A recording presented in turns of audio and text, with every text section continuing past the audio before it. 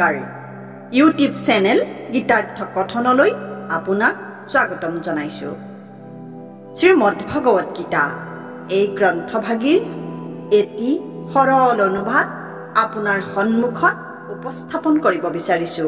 আহকচোন আমি এই শাস্ত্ৰভাগীৰ ভিতৰলৈ সোমাই যাওঁ। অথ দ্বিতীয় অধ্যায় শ্লোক সংখ্যা 51। কৰ্মজম বুদ্ধিযুক্তা হি ফলম ত্যক্ত্বা মনীষিণঃ জন্মবন্ধ বিনিৰ্মুক্তঃ পদম গশ্যন্ত্যনাময়ম। সৰলাৰ্থ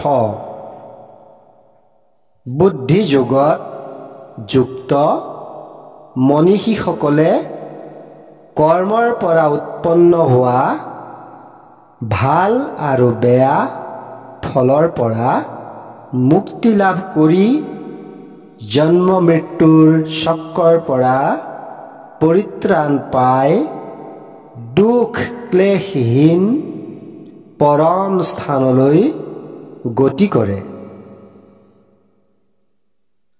সৰল পদ্য ভাঙনি। বুদ্ধিযুক্ত জ্ঞানী গণে কৰ্মহন্তে উপজাত শুভাশুভ ফল ত্যাগ কৰি জন্মবন্ধ কৰিছেদ ক্লেশহীন মুখ্য পদ মহানন্দে লয় আদৰি। শ্লোক ভাগৰ অন্তৰ্নিহিত অৰ্থ।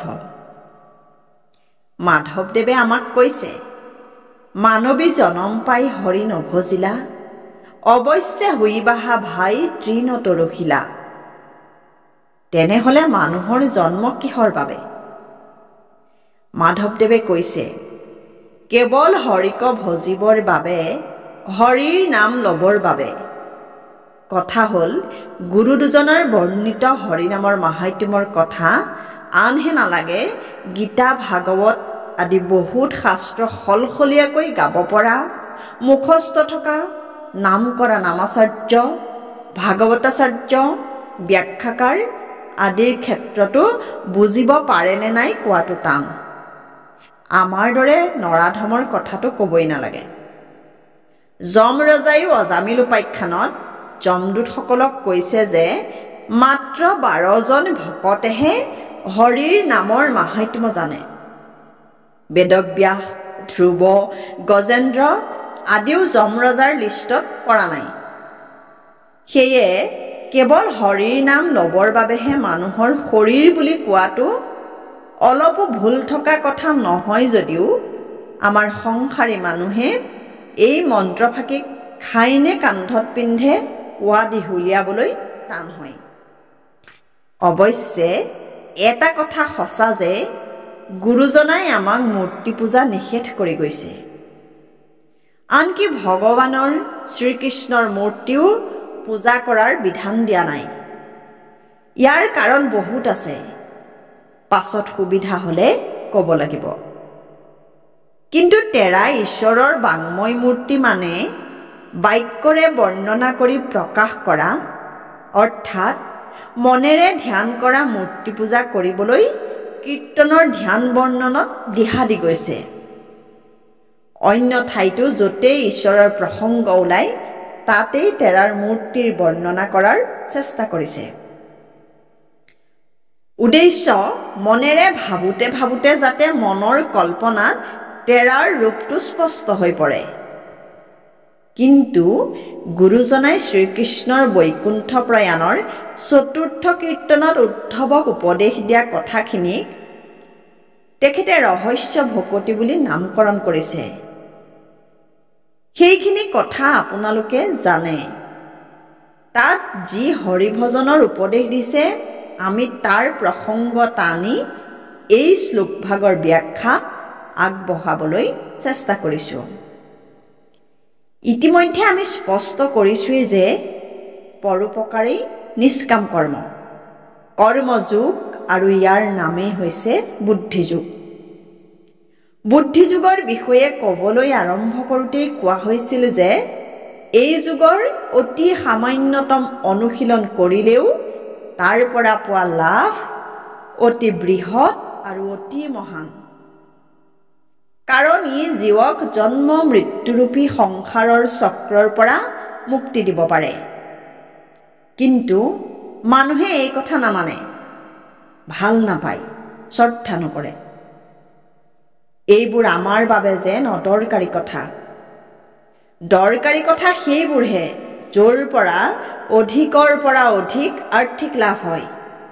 এলন মাস্ক, টাটা, বিৰলা, আম্বানী, আদানী হ'ব পাৰে। এইবোৰ এতিয়াৰ যুগৰ কথা। মধ্যযুগৰ দৰকাৰী কথা আছিল সেইবোৰ য'ৰ পৰা ইহকালত নাইবা পৰকালত অৰ্থাৎ স্বৰ্গত ভোগেই ভোগ, আনন্দই আনন্দ লাভ কৰিব পাৰি। আমি গুৰু দুজনাই দেখুওৱা ভকতিৰ ৰাস্তাটো পৃথিৱীৰ সকলো ধৰ্মৰ লোকে সমানে গ্ৰহণ নকৰিব পাৰে, আৰু ভকতিৰ ভাৱ নথকা লোকে এইবিলাক গুৰুত্ব নিদিব পাৰে বুলি ভাবি সম্পূৰ্ণ ধৰ্মনিৰপেক্ষভাৱে সামাজিক দৃষ্টিৰে গীতাৰ ব্যাখ্যা কৰাত গুৰুত্ব দি আহিছোঁ। সেই দৃষ্টিৰে আমি এই শ্লোকভাগৰ অন্তৰ্নিহিত অৰ্থ বিচৰাৰ চেষ্টা কৰিছোঁ। জন্ম মৃত্যু এটা বৃত্তৰ পৰিধিৰে কৰা পৰিভ্ৰমণৰ দৰে। ইয়াত সোমালে সদায় ঘূৰিয়েই থাকিব লাগিব। জন্ম হ'লে মৃত্যু হ'বই, আৰু মৃত্যু হ'লে জন্মও হ'বই। মৃত্যু হোৱাৰ পাছ মুহূৰ্ততে জন্ম হয় নে নহয় এইটো কোনেও খাটাং কৰিব নোৱাৰে। কোনোবাই ভূত প্ৰেত হৈ থাকে বুলি কয়, কোনোবাই পিতৃলোক, দেৱলোক, ইন্দ্ৰলোক, চন্দ্ৰলোক, সূৰ্যলোকত বা ব্ৰহ্মলোকত বাস কৰে বুলি কয়। সেইবোৰ কল্পনাৰ কথা, কিন্তু জীৱনটো কল্পনা নহয়, বাস্তৱ। জীৱনত যে মানুহে নানান যন্ত্ৰণা ভোগে ই সম্পূৰ্ণ সত্য কথা। অধিক ধন আহৰণ কৰিও মানুহ সুখী হ'ব নোৱাৰে, ইও সত্য কথা। তেনেহ'লে যি আছে তাতে সুখী হ'ব পৰা, পুনৰ জন্ম নোলোৱাকৈ থাকিব পৰা, অৰ্থাৎ মৃত্যুৰ পাছত জন্ম মৃত্যুৰ চক্ৰলৈ পুনৰ নহাকৈ থাকিব পৰা ব্যৱস্থা নাই নেকি? আছে। সেয়াই নিষ্কাম কৰ্মযোগ, বুদ্ধিযোগ। তাৰেই ধৰ্মনিৰপেক্ষ, সামাজিক আৰু পৰিৱেশ বিজ্ঞানসন্মত নামটো হ'ল পৰোপকাৰ। পৰোপকাৰ যদি কৰা নাই, ঈশ্বৰৰ নাম লৈও একো লাভ নাই। পৰোপকাৰ যদি কৰিছে, আপুনিহে প্ৰকৃত ভকত, নাম নললেও হ'ব। এয়া অধমৰ সিদ্ধান্ত নহয়, গীতাৰ। যদি মানিব নোখোজে গীতাভাগ ভালদৰে পঢ়ি চাওক। গতিকে পিছৰ ভিডিঅ'সমূহ পাই থাকিবলৈ আমাৰ চেনেলটো ছাবস্ক্ৰাইব কৰি বেল বুটামটো টিপি থ'ব আৰু লাইক, কমেণ্ট, শ্বেয়াৰ কৰিবলৈ নাপাহৰিব। ধন্যবাদ।